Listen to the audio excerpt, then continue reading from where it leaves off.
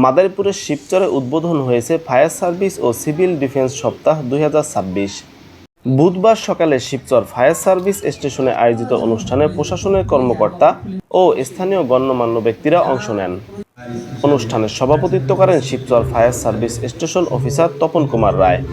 প্রধান অতিথি হিসেবে উপস্থিত ছিলেন উপজেলা নির্বাহী কর্মকর্তা HM ইবনে মিজান।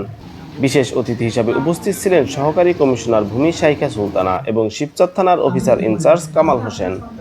সভাপতির বক্তব্যে তপন কুমার রায় বলেন, গত এক বছরে শিবচর ফায়ার সার্ভিস 90টিরও বেশি অগ্নিকাণ্ড ও বিভিন্ন দুর্ঘটনায় উদ্ধার অভিযান পরিচালনা করেছে।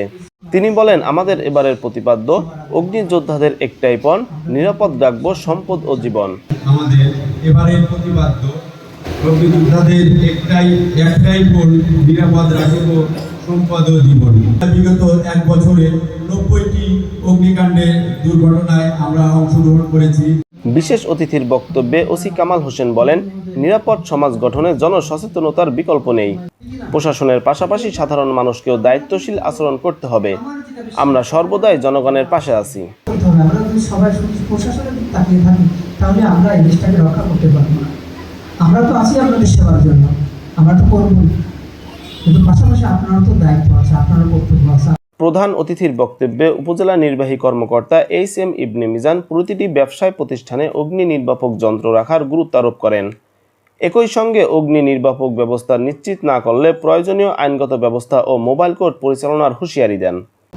যে আপনারা আজকে গিয়ে আপনাদের প্রত্যেক দোকানদারকে নিয়ে আপনারা বসে প্রত্যেকটা দোকানে ফায়ার এক্সটিংগুইশার নিশ্চিত করার ব্যবস্থা করবেন। যে দোকানগুলোতে ফায়ার এক্সটিংগুইশার থাকবে না তাদের বিরুদ্ধে আমরা প্রচলিত আইনে মোবাইল কোর্ট পরিচালনা করব। পরিশেষে সংক্ষিপ্ত র্যালির মাধ্যমে কর্মসূচির সমাপ্তি ঘোষণা করা হয়। গোলাম মাওলা, গণকণ্ঠ, শিবচর।